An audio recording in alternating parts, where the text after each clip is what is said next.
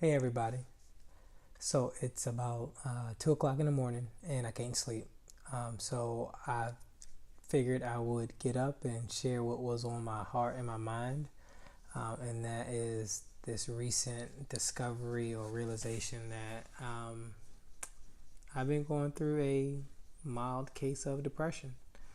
And thank the Lord that I have recognized it and caught it early. As a mental health professional, a licensed counselor, or whatever, um, it's not something that I thought could I could be susceptible to. But I'm not immune, and I think this transition has been um, rather tough. So all that to say, I wanted to get in camera. I want to get in front of the camera and share something with you guys that I journaled about, and so this bout of depression, this bout with depression, however you want to call it. Like I said, it started like in my last video I talked about maybe 2 or 3 months ago, and how I feel like I came out of it last week. And one of the things that kind of brought it to my attention, I was watching the show Blackish, and it was the episode about Bout, who's the mom who they just had a new baby, and the show was just all centered around postpartum depression and how she wasn't the same mom she was, and how she was struggling to connect with the baby, and how she was on edge and she was crying a lot and just felt a lot of guilt and shame. And as I was watching that video or that the episode, it don't like I feel like God showed me something like, hey, there's a connection. And it was in that moment I was like, wow. Like I didn't have postpartum depression. I still don't know what to call it. But me being at home over the last 9 months, 10 months, there's I hit something, and I don't want to sugarcoat it. I think it was I believe it to be a mild case of depression. And I say mild just because severities and all that type of stuff, moderate, severe, all that. I wouldn't call it. I wouldn't go as that far. I wouldn't go as far as saying that, because I feel like God was able to intervene before it got to that level. So which I'm very grateful for. So I just want to share with what I wrote in my journal, about my bout with depression. I just talked about how it's really tricky, and I got my notes here, and it didn't rear its head like I thought it would, or like I know it to rear its head. It was very subtle. Like this kind of crept in, and I always think about the analogy of a frog in boiling water. If you put a frog in hot water on a stove, frog will jump right out. But if you put the frog in like warm water and then turn it up and start where the boiling kind of just gradually gets hotter and hotter, once the frog realizes it can't jump out because its muscles are relaxed. So it's this idea of it's gradual, and before I even knew it, like my muscles were relaxed, and here I am in this depression, and I'm like, how did I even get here? So another part that came out was another part that happened was I was outside last week. She was learning about birds in school. And I said, well, it'd be cool to do a bird's nest, to make a bird's nest so she could take it in for show and share. And again, so coming out of my slump and realizing like, okay, like this depression, I can, let me get back to who I was and who I know I am to be. So I said, let's go outside. And it was in that moment when Bird and I were just sitting out there making mud, picking up sticks, picking up grass. Like I realized, wow, I hadn't been outside like that, to just sit and be in the grass or just play. I hadn't did that in probably 2 months. And I was like, wow, like that was something that I enjoyed doing, and for some reason I just stopped. So that was another indicator, like, wow, yeah, that's definitely a symptom of depression.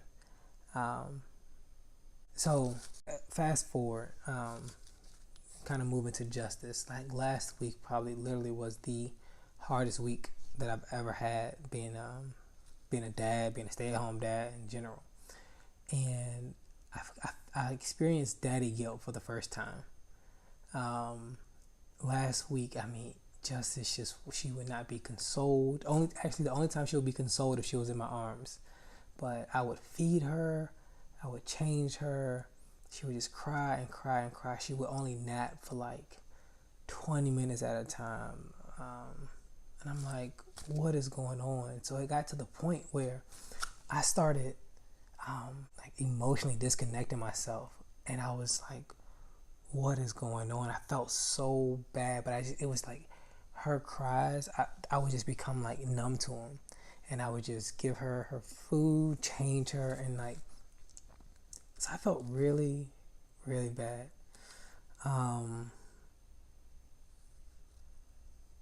I've never experienced guilt like that before.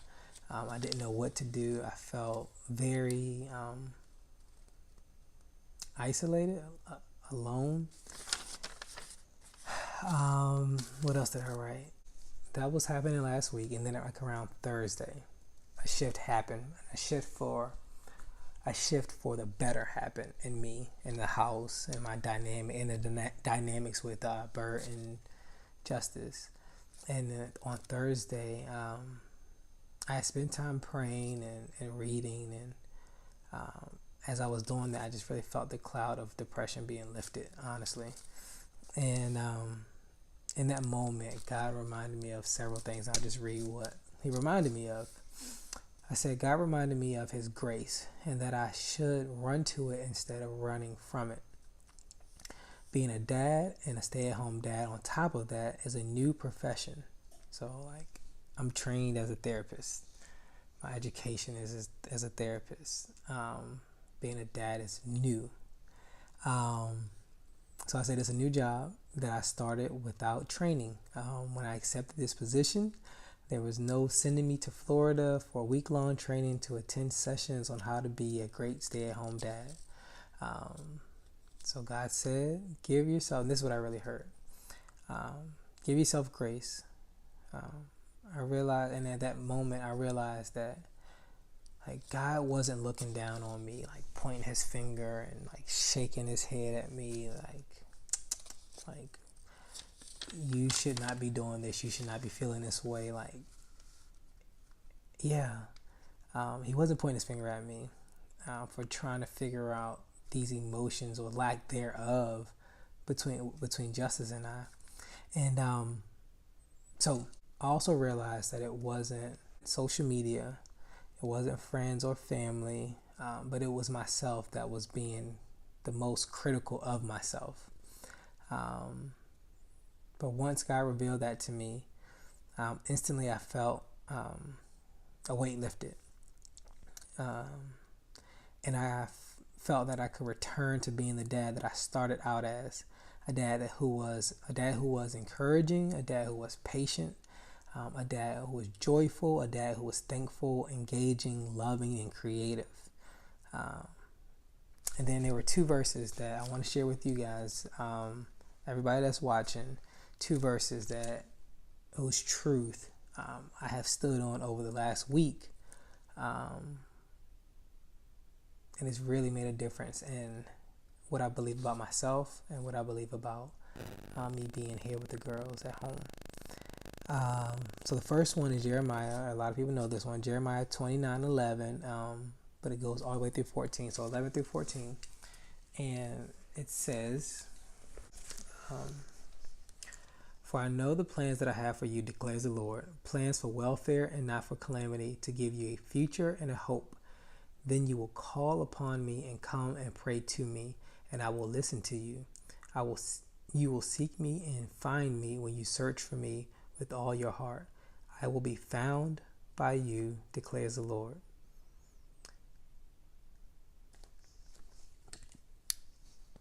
That was so powerful.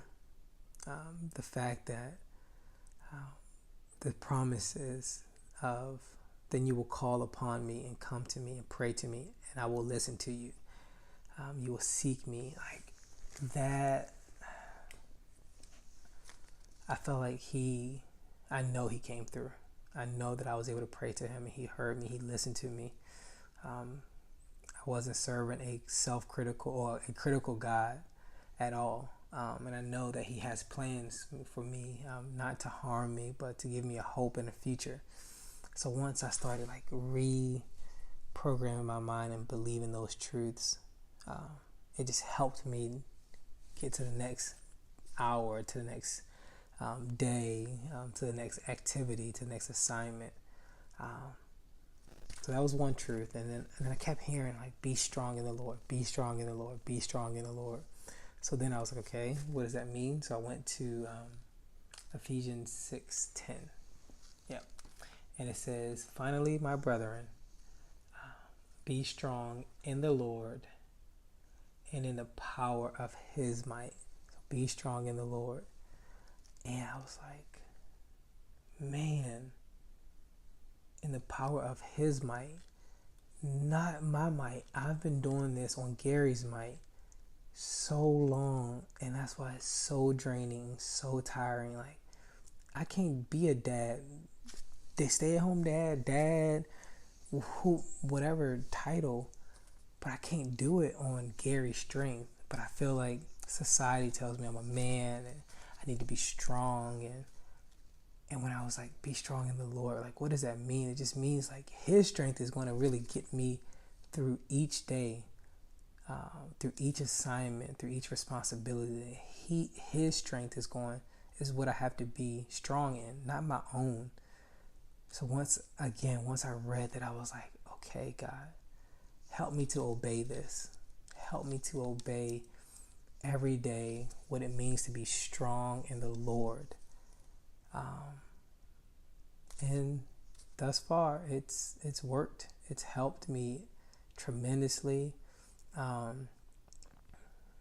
don't feel the guilt and the shame of, emotionally not being connected to justice. I was able to forgive myself.